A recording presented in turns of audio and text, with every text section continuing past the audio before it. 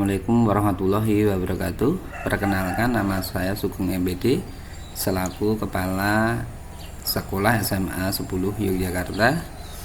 Pagi hari ini saya akan mengawali perjalanan kerja saya sebagai ASN dari Dusun Ngangol, Bali Catur, Ngamping, Sleman yang jaraknya 9 km di sebelah barat kota Yogyakarta. Marilah kita ikuti bagaimana perjalanan saya ke tempat kerja.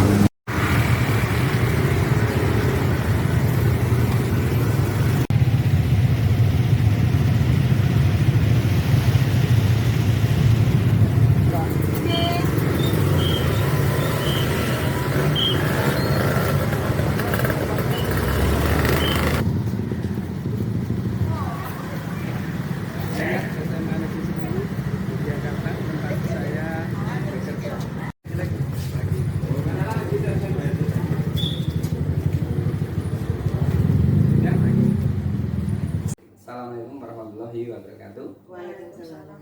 Selamat pagi, salam sejahtera bagi kita semua. Baik Bapak Ibu, pagi hari ini kita berkumpul di ruangan ini dalam rangka untuk mendengarkan laporan PPDB tahun 2024.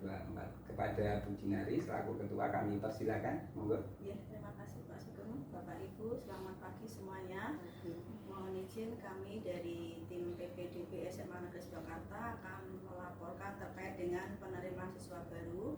Jadi SMA 10 tahun ini menerima 196 siswa. Jadi ada 8 siswa yang mengundurkan diri. Jadi dari 216 masih ada kekurangan 8 siswa. Demikian Bapak Ibu, terima kasih.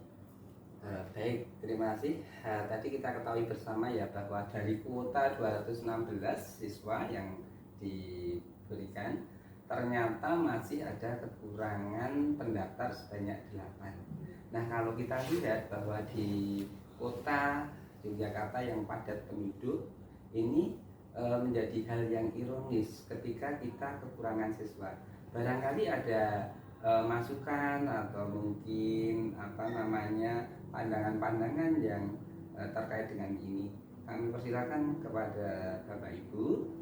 Yang pertama kami mohon kepada Bu Sinta dari BK, mungkin ada satu masukan atau data yang mendukung ini, mungkin monggo Bu. Terima kasih Bapak.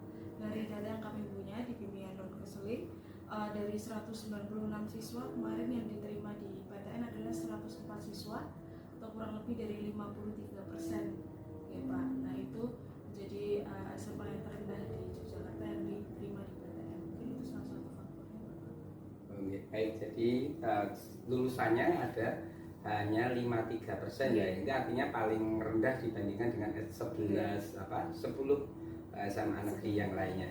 Nah, mungkin yang lain ada Bu Eri mungkin dari sisi lain. Terima kasih Bapak untuk waktu yang diberikan. Dari beberapa kali saya pernah ngobrol-ngobrol begitu dengan orang tua, dengan calon siswa, itu beberapa mereka mengeluhkan sekolah kita itu memiliki lahan yang paling sempit daripada dibandingkan dengan sekolah-sekolah negeri yang lain di kota Yogyakarta.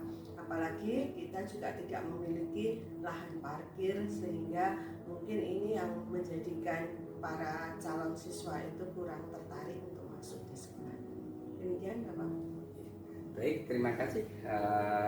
Tadi dari data siswa lulusan, kemudian dari sarana prasarana. Mungkin dari kurikulum barangkali ada satu informasi terbaru, monggo Bu Alamah. Terima kasih Pak Sugeng atas waktunya. Jadi kalau kita lihat data di rapot pendidikan kita Pak, untuk kualitas pembelajaran ini ternyata kita masih di sedang atau warnanya masih kuning. Kalau indeksnya mungkin nilainya 61 kalau nggak salah. Nah ini juga mengakibatkan mungkin pembelajaran kita dianggap kurang kondusif untuk pembelajaran di kelas. Nah ini ada kaitannya mungkin ya Pak dengan perubahan kurikulum yang ada saat ini. Mungkin teman-teman kita banyak yang pemahamannya masih perlu ditingkatkan ya tentang kurikulum baru ini, dan juga mungkin ya ini akan berdampak pada bagaimana pembelajaran di kelas. Ya seperti itu Bapak kalau kita lihat data yang kita miliki, dan itu kan bisa dilihat di masyarakat. Demikian dulu Pak. Ya, terima kasih. Nampaknya kalau kita lihat satu dengan lain ada korelasi. Tadi lulusan yang diterima di PTN juga masih rendah, kemudian dari kurikulum bahwa kualitas pendidikan atau pembelajaran kita itu masih dalam tipe tingkat sedang, sehingga mungkin yang perlu kita perbaiki adalah proses bagaimana meningkatkan kualitas pendidikan. Kemudian sebenarnya Bapak Ibu guru sudah bisa belajar lewat plafon PMN. Namun mungkin masih ada kendala ya. Kendala itu karena kalau kita mempelajari modul itu mungkin harus menyelesaikan atau mengerjakan aksi nyata, dan itu menjadi kendala. Di sisi lain nampaknya juga malam harus mengikuti webinar. Ini yang mungkin menjadikan teman-teman menjadi kelelahan, sehingga tidak punya waktu, tidak begitu berminat untuk mempelajari platform PMN. Untuk itu barangkali ke depan kita di sekolah kita sudah ada komunitas belajar ya Bu ya. Ada. Tadi sudah ada. Nah inilah yang mungkin perlu kita berdayakan nanti komunitas belajar ini untuk menggarap bagaimana kita meningkatkan proses pembelajaran. Barangkali sementara itu besok kita lakukan. Pagi hari ini Senin 22 Juli 2024 kita akan berkoordinasi untuk memberdayakan, mempertajam peran komunitas belajar yang sudah ada, yang kemarin pengurusnya masih terdiri atas ketua dan sekretaris. Maka untuk siang hari ini kita akan membentuk komunitas belajar dengan kepengurusan yang lebih lengkap dan memberikan nama Bhinneka Pancanaka. Harapannya tentu dengan adanya kepengurusan ini kegiatan akan lebih teragendakan dan berfungsi secara maksimal dan berkesinambungan. Ada dua macam, yaitu komunitas belajar umum dan komunitas belajar mata pelajaran serumpun. Dengan harapan, kenapa mata pelajaran serumpun? Dengan mata pelajaran serumpun mungkin ketika ada permasalahan akan lebih mudah di dalam mengatasi karena mungkin jenis mata pelajarannya sama. Kemudian peran daripada komunitas belajar yang pertama adalah wadah untuk sharing, berbagi ilmu, dan berbagi praktik baik, juga sebagai ajang refleksi terkait dengan implementasi kurikulum Merdeka yang mungkin pemahaman dari masing-masing guru juga belum sempurna. Kepala sekolah juga melakukan supervisi akademik untuk lebih memantapkan implementasi kurikulum Merdeka dan melakukan pembenahan. Dan hasil daripada pemberdayaan Kombel ternyata berefek pada intensitas pertemuan yang semula 2 kali setiap semester menjadi 10 kali.